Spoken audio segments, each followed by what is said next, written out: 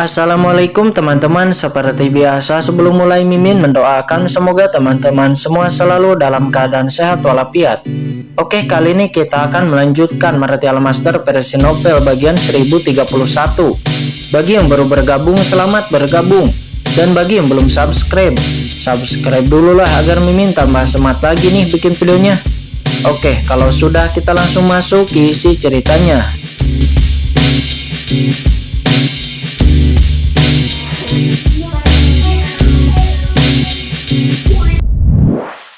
Kata sosok luar biasa itu, dia bergumam.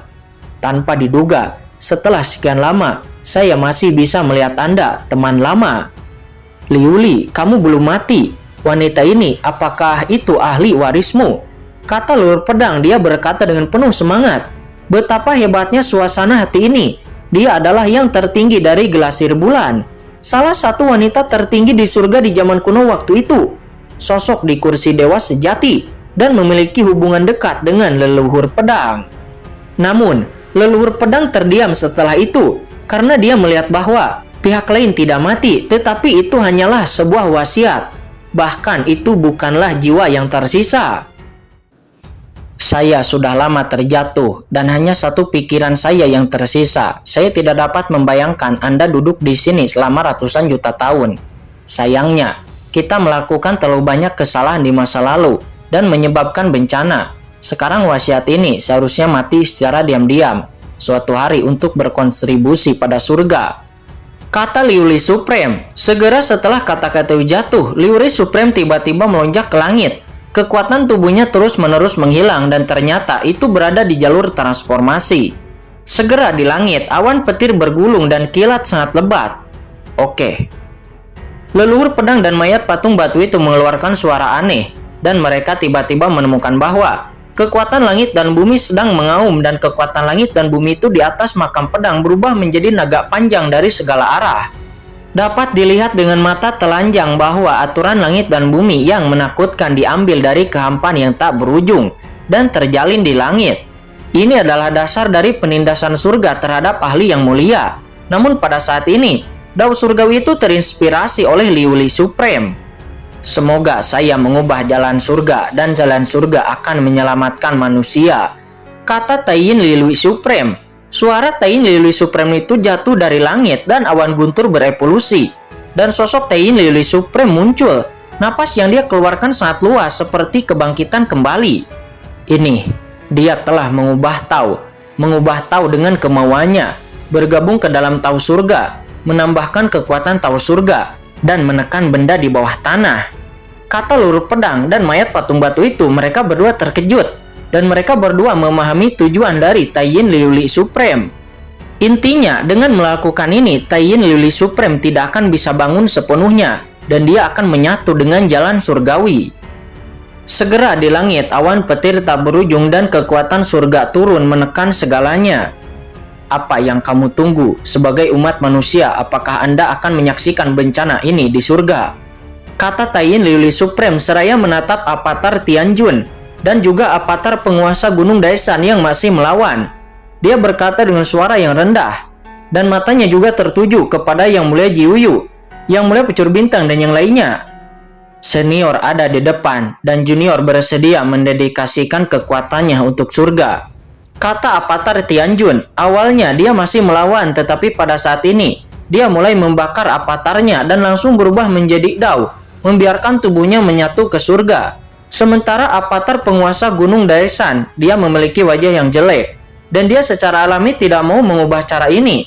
Meskipun dia hanyalah avatar tiruan, namun setelah jatuh itu juga akan berdampak sedikit kepada tubuh aslinya. Umat manusia saat ini benar-benar kalah dengan satu generasi. Jika kamu tidak ingin mengubah cara, maka aku akan mengirimmu dengan paksa.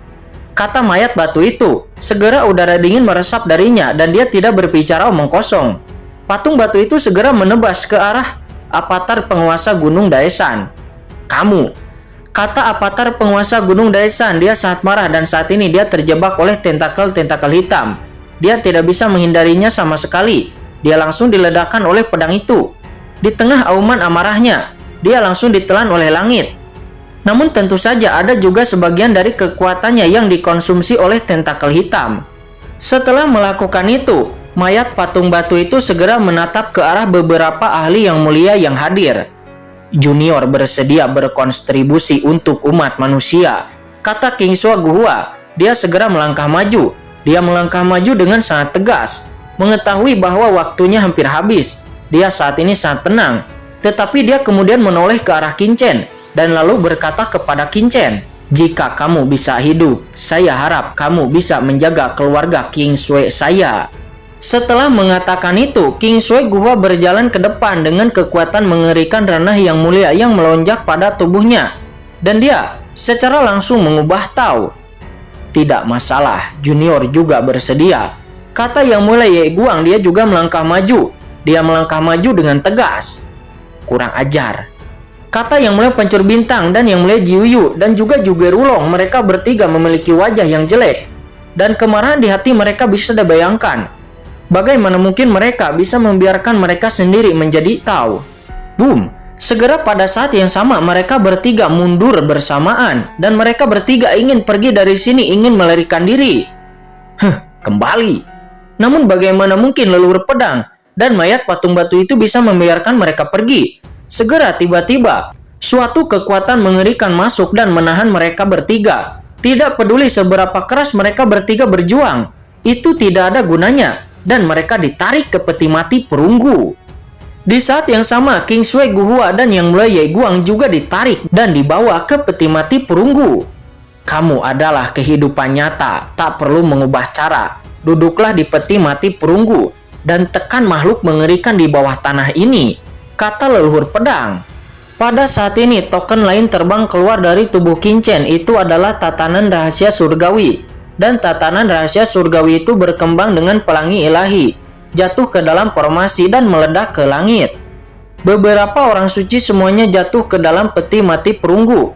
"Hahaha, Junior juga datang," kata yang mulia api langit dan yang mulia iblis. Mereka berdua juga tertawa dan lalu memasuki peti mati. Mereka berdua menunjukkan wujud mereka dan duduk di peti mati perunggu. Di dalam lubang yang gelap tiba-tiba menjadi sangat indah. Cahaya dan hujan turun deras, keemasan dan sangat suci, panas dan tak terhentikan. Yang mulia Pencuri Bintang dan beberapa ahli yang mulia lainnya, wajahnya berwarna tanah, semua pikirannya pucat, duduk dekat bagian bawah peti mati perunggu, berbaris dengan mayat banyak ahli yang mulia lainnya, menunggu di tempat ini untuk saat-saat terakhir kematian mereka. "Saya ingin menghancurkan bintang-bintang melintasi langit, membunuh yang tak terhitung jumlahnya. Itu adalah kehancuran dan pengalaman bencana kematian, diam-diam menunggu kematian. Aku benci ini," kata yang mulia Pencuri Bintang. Dia diam-diam berbicara. Dia tidak mau, akan tetapi dia tidak berdaya. Matanya lalu redup. Matanya sangat redup.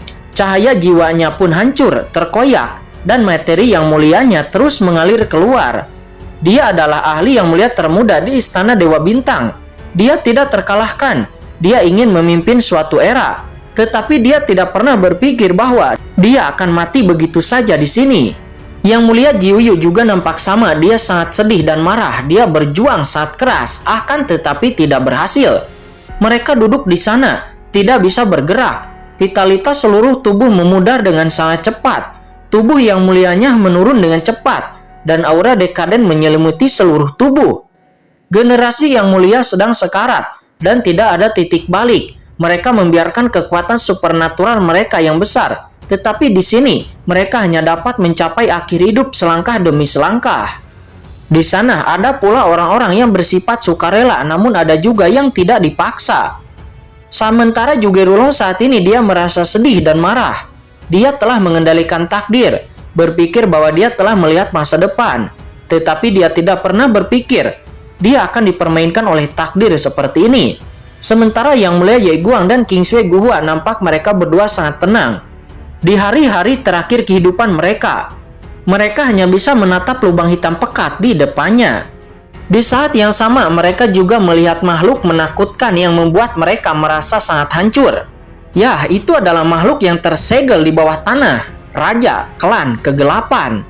Dari dasar peti mati perunggu, mereka bisa melihat beberapa petunjuk. Jika bentuknya menyebar, diyakinkan dunia akan terguncang. ada spesies yang menakutkan seperti itu di dunia ini. Yang Mulia Pancur Bintang jatuh di sini dan menonton dalam waktu yang lama, namun dia masih merasa ngeri. Mereka melihat salah satu rahasia terbesar di dunia, tetapi mereka tidak dapat membawa informasi ini kembali ke surga. Terlebih lagi, mereka adalah objek pemakaman dan mereka bahkan tidak bisa memainkan peran utama dan boom, ada ledakan. Tubuh beberapa ahli Yang Mulia itu segera terbakar dan beberapa diantaranya sangat bebas dan mudah. Mereka adalah King Sui Guhua, Ye Guang, Yang Mulia Api Langit, dan Yang Mulia 10.000 jiwa iblis. Yang Mulia Api Langit dan Yang Mulia Iblis itu telah lama berada di dalam cakram Gyo Qian Kun milik Qin Chen, dan mereka berdua telah banyak diperbaiki, dan mereka juga hampir pulih. Akan tetapi, tidak ada ketidakpuasan di hati mereka, dan bahkan mereka berdua rela melakukan ini.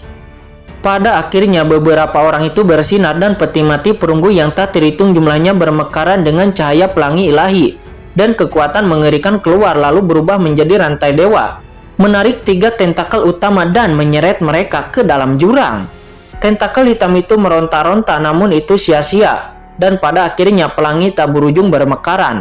Peti mati perunggu itu menutup, membakar segalanya, dan mengembalikan tempat itu menjadi tenang kembali. Pada saat ini, rune muncul satu demi satu dan itu mulai diperbaiki. Kemudian token rahasia itu juga bersinar dan pada saat yang sama palu perbaikan langit juga nampak ada rune yang mengerikan, yang sebenarnya itu berhubungan dengan pola formasi di jurang pedang pemakaman ini. Itu beresonansi dan nampaknya memperbaiki. Saya tidak bersedia. Bahkan saat ini Yang Mulia Pancur Bintang dan juga Rulong masih bergemuruh di dalam peti mati perunggu. Pada saat ini mereka telah memahami bahwa yang harus mereka lakukan bukanlah mengubah Dao, tetapi mengubah menjadi serangkaian mata formasi. Duduk di sini, berdiri diam, selama ratusan juta tahun. Betapa menyedihkannya hal ini. Mereka datang ke sini untuk mengambil barang dari Qin Chen. Mereka memang melihat jalan menuju masa depan dan kemungkinan yang tak terbatas. Tetapi mereka tidak pernah menyangka bahwa mereka akan terjatuh di sini. Dan saat ini, mereka benar-benar membenci ini. Mereka mencoba melawan tetapi mereka sangat lemah. Mereka pada akhirnya hanya bisa duduk bersila di peti mati perunggu lalu berubah menjadi mata formasi. Guru, kata Yukiansu seraya menatap ke langit. Guntur yang mengejutkan meledak. Sosok Taiyin Liuli Supreme menjadi redup dan dia benar-benar ingin bergabung ke jalan surgawi. Pada saat itu dia akan benar-benar menghilang. Bahkan sedikit pun keinginan tidak dapat ditinggalkan. Menyesuaikan diri dengan tubuh sama dengan menyumbangkan diri kepada Dao surga. Taiyin Liuli Supreme menatap Yukiansu sambil tersenyum. Dia telah meninggalkan warisan di istana Guanghan. Itu sangat sulit. Tidak ada yang bisa mengerti selama bertahun-tahun yang tak terhitung jumlahnya. Namun tak disangka dalam kehidupan ini, seseorang akhirnya mendapatkan warisannya. Faktanya, kesadarannya selalu berada di dalam warisan Yukiansu. Matanya selalu memperhatikan, tetapi dia tidak pernah menemukan saat dia membutuhkannya untuk bertindak. Baru pada saat inilah dia akhirnya muncul. Dia tidak hanya menyelesaikan masalah Yukiansu, tetapi dia juga berhasil mencegah malapetaka di surga. Taiyin Liuli Supreme sangat bersyukur. Guru, kata Yukiansu, dia memuja Taiyin Liuli Supreme yang dianggap sebagai gurunya di surga dan memberikan segalanya padanya. Taiyin Liuli Supreme segera mengangguk. Di masa depan, Anda hanya bisa mengandalkan diri Anda sendiri. Setelah keinginan saya diubah menjadi Tao, saya akan dibuang ke langit dan bumi. Mulai sekarang, aku akan diam. Anda memiliki warisan saya. Kekuatan ibu air langit dan bumi juga sangat penting. Hanya setelah kultivasi Anda menerobos, Anda akan dapat mengerahkan kekuatannya yang sebenarnya. Di masa lalu, guru telah melakukan beberapa kesalahan. Dapat dikatakan bahwa pecahnya kekuatan kegelapan juga terkait dengan beberapa penguasa tertinggi kita di surga, karena kita ingin selangkah lebih dekat di jalan evolusi. Namun kerusakan yang saya timbulkan pada surga di masa lalu akan dikompensasikan dengan menjadi guru di kehidupan ini. Taiyin Liuli Supreme berkata, sebagai seorang guru, saya akan pergi sekarang. Jadi saya akan memberikan Anda sedikit bantuan terakhir. Segera setelah mengatakan itu, langit bergetar dan kekuatan bulan mengalir turun dan mengalir ke tubuh Yukiansu. Apa? Yu Qiansu mendengus getir dan dia meraung. Kekuatan tertinggi yang menakutkan bergabung ke dalam tubuhnya bersamaan dengan aura surgawi. Tubuhnya segera bergetar seolah-olah ada kekuatan yang telah pulih. Awalnya, Yu Qiansu hanyalah seorang guru suci tahap akhir, dekat dengan guru suci puncak. Tetapi pada saat ini, aura di tubuhnya, dengan suara ledakan, Yu Qiansu langsung melangkah ke ranah puncak tahap akhir guru suci dalam satu gerakan, dengan jejak aura yang mulia di tubuhnya yang nampak bangkit. Taiyin Lili Supreme yang tertinggi itu terlalu kuat. Dengan menjentikan jarinya saja, Yu Qiansu benar-benar telah mendekati ranah yang mulia. Yu Qiansu melangkah ke setengah langkah yang mulia.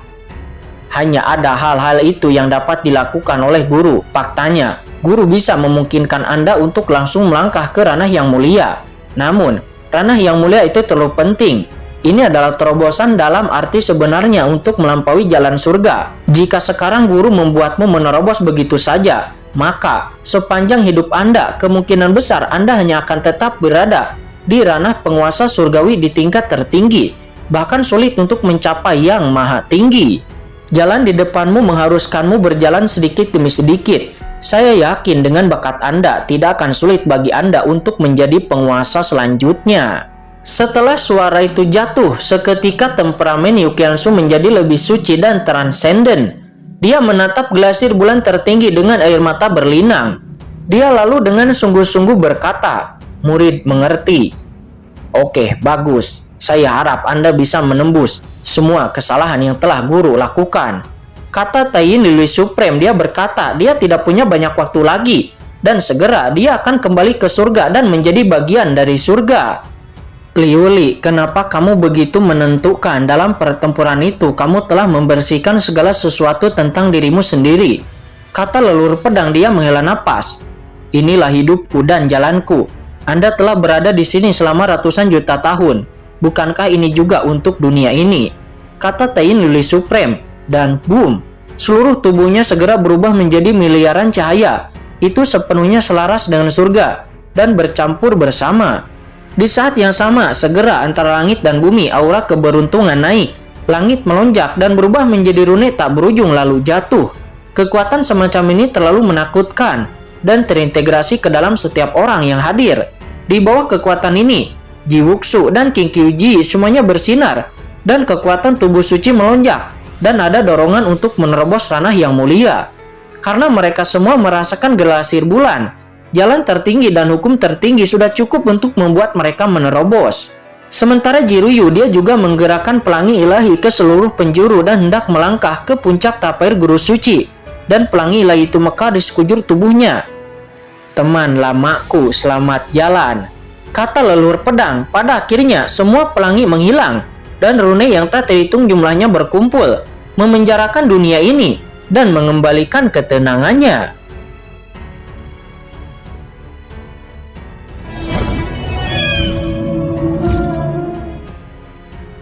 Oke guys, sudah dulu ya. Jangan lupa subrek biar lanjut terus ceritanya. Bagi yang sudah subrek, mudah-mudahan dimudahkan rezekinya. Mimin undur diri. See you next and goodbye.